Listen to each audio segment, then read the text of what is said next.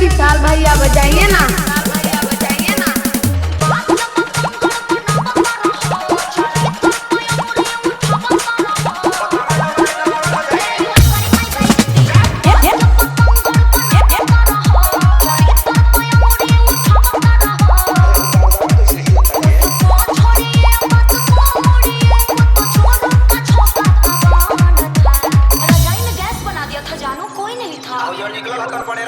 मेरे भैया का फ्रेंड था। ओ सी बुझतरी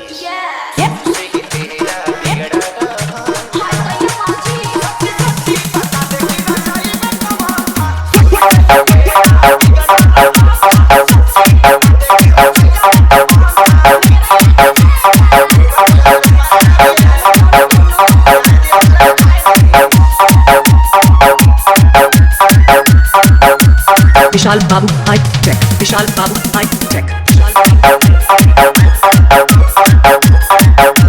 चौबेपुर बस्ती।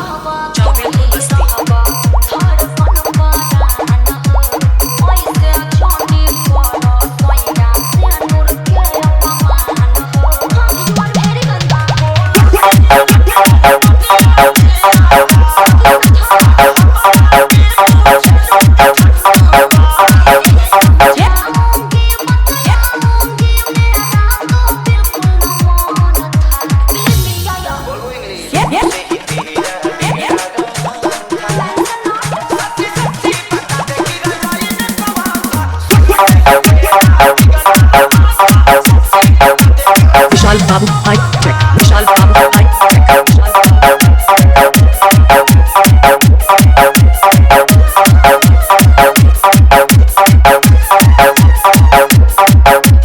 चौबेपुर बस्ती।